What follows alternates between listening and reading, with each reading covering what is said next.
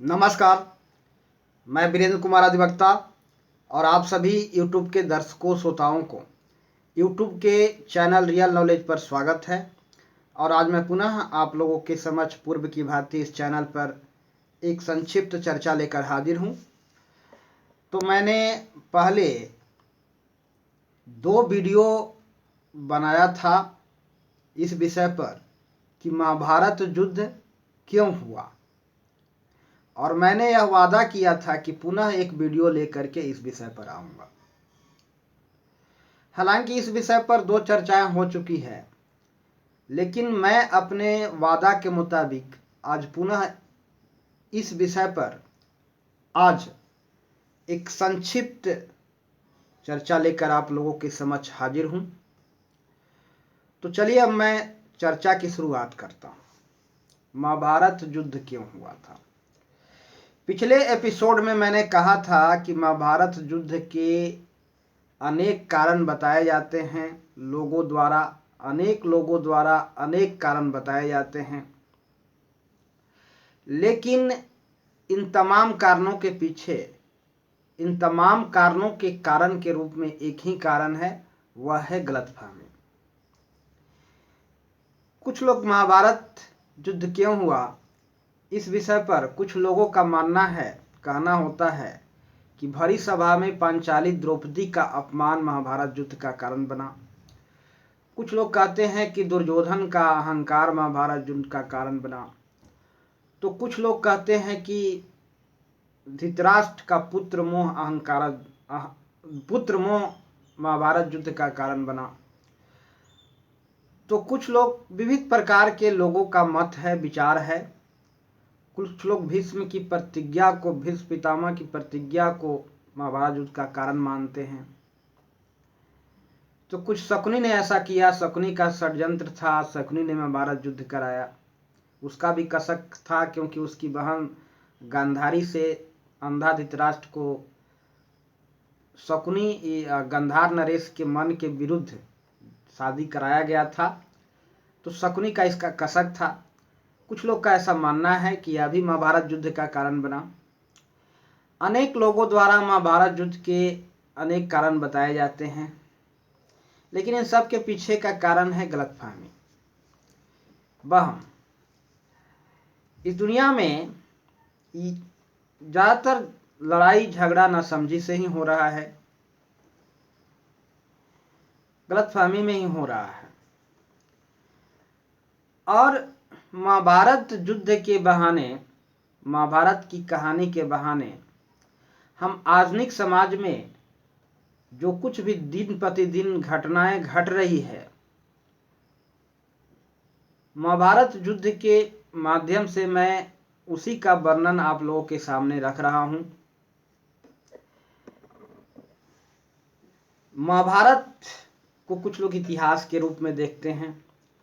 कुछ लोगों के दृष्टि में यह एकमात्र काल्पनिक साहित्य है। तो साहित्य भी समाज का ही दर्पण है।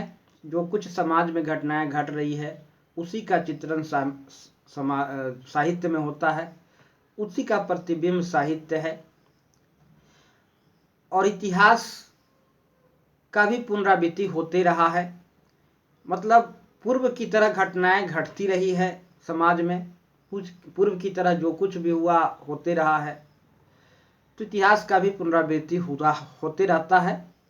यानी पूर्व में जो घटनाएं घटी है बीते दिनों में, वह घटना पुनः घटती है। आने वाले दिन में भी उसी तरह की घटना, उसी के सदृश घटना घटेगी। तो ऐसे है, इतिहास के पुनरावृत्ति भी होता रहा है। तो चाहे जो भी है, चर्चा को मैं ज्यादा विस्तार रूप नहीं देना चाहूंगा। मैं बात को अति संक्षिप्त में रखूंगा।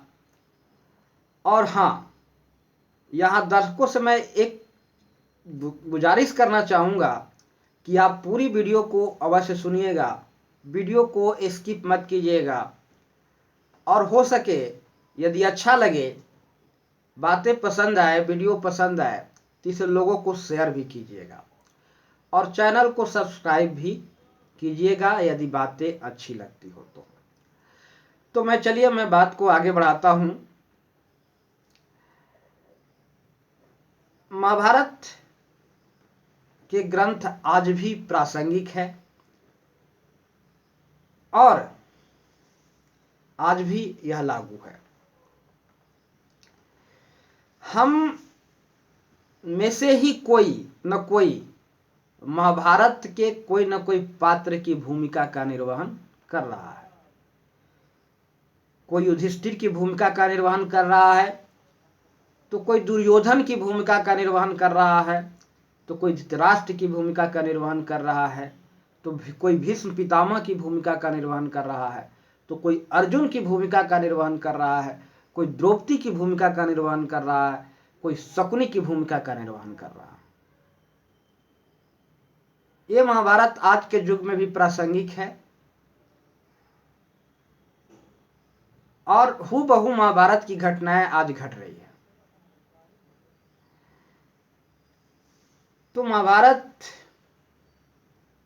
के माध्यम से मैं आधुनिक समाज का ही चित्रण प्रस्तुत कर रहा हूं, आधुनिक समाज का ही प्रतिबिंब प्रस्तुत कर रहा हूं। तो सत्य तो यही है कि ज्यादातर युद्ध गलतफहमी में हो रहा है, झगड़े गलतफहमी में हो रहा है और महाभारत भी इसी के कारण हुआ था। यहां पर मैं यह बता देना चाहता हूं कि कोई भी एक शख्स हर समय एक जैसा नहीं होता। बात को थोड़ा ध्यान से समझने का कोशिश कीजिएगा, गहराई से सोचिएगा। तो कोई भी शख्स आजीवन एक स्थिति में नहीं होता, एक मनोभाव में नहीं होता, एक मनोदशा में नहीं होता। यह तथ्य है, सच्चाई है। मनोदशा बदलती है, मनोभाव बदलते हैं। ज्यादातर हम किस मनोदशा में रहें, किस मनोदशा में स्टे करते हैं, एस्टेब्लिशमेंट जो है, किस मनोदशा में स्टेबिलिटी है होना चाहिए, इस पर हम ज्यादा ध्यान देते हैं। इस पर ज्यादा ध्यान देने की जरूरत है। तो हम यह भी कह सकते हैं कि हम अपने जीवन पर्यंत एक मनोदशा में नहीं रहते। मनोदशाएं बदल रही है, बदलते रहता है और हर शख्स पर ये बातें लागू होता है। तो कोई जरूरी नहीं है कि एक इंसान हमेशा हमेशा के लिए अर्जुन बना रहे और कोई जरूरी यह भी नहीं है कि एक इंसान हमेशा हमेशा के लिए दुर्योधन बना रहे। तो हम समय विशेष में बदलते हैं, बदलते रहते हैं। कभी भूमिका हमारी दुर्योधन की हो जाती है, तो कभी दुशासन की हो जाती है, तो कभी कृष्ण की हो जाती है, तो कभी पितामह भीष्म की हो जाती है, तो कभी शकुनी की हो जाती है, तो कभी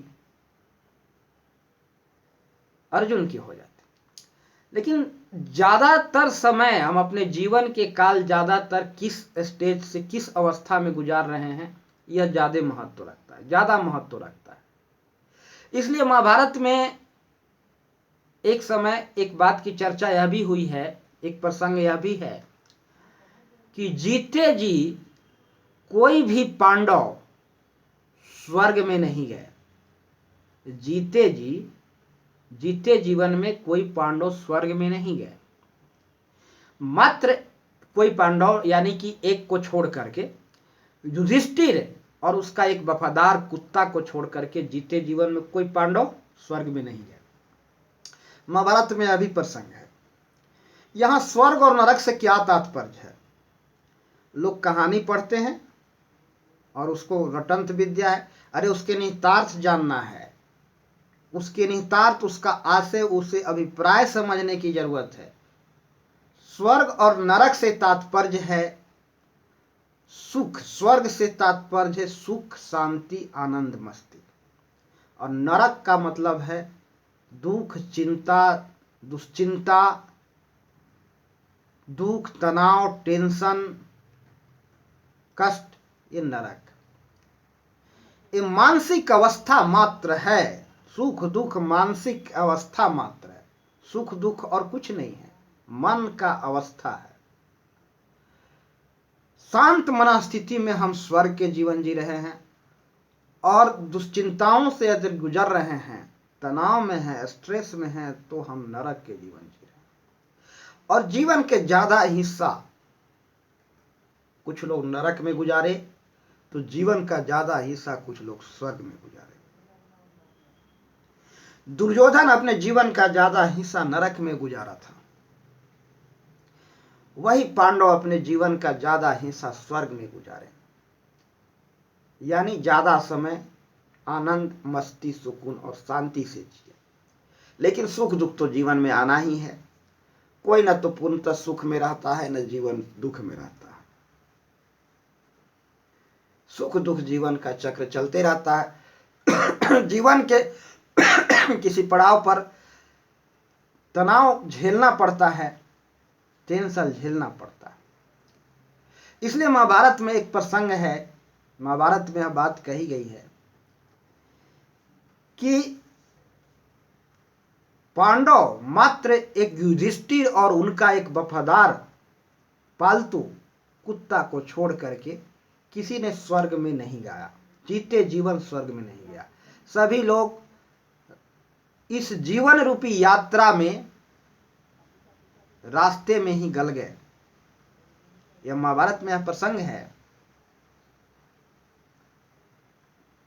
तात्पर्य कि संपूर्ण जीवन काल में, जीवन प्रयत्न हमेशा उनकी पांडवों की मनोदशा भी हमेशा शांति में नहीं रहा, आनंद में नहीं रहा, शांति में नहीं रहा। उन्हें भी तनाव झेलना पड़ा है, दुख झेलना पड़ा है। यही है नरक। इसलिए कहा गया है कि पांडव भी अपने जीवन काल में हमेशा सुखी नहीं रहे, उन्हें भी नरक का दंश झेलना पड़ा। यही है स्वर्ग और नरक। तो आज मैं ज़्यादा कुछ नहीं कहूँगा और अपनी वाणी को यहीं विराम दूंगा। और आप सभी दर्शकों से मेरा गुजारिश है कि यदि बातें पसंद आए तो वीडियो को अधिकतम लोगों को शेयर करें और चैनल को सब्सक्राइब अवश्य करें। तो समय बहुत हो चुका है, मैं अपनी वाणी को विराम दूंगा और सभी दर्शकों से अंततः यह गुजारिश है कि वीडियो को अधिकतम लोगों को जनहित के लिए शेयर करें। और अंत में सभी को मैं प्यार भरा नमस्कार बोलना चाहूँगा। तो सभी को प्यार भरा नमस्कार।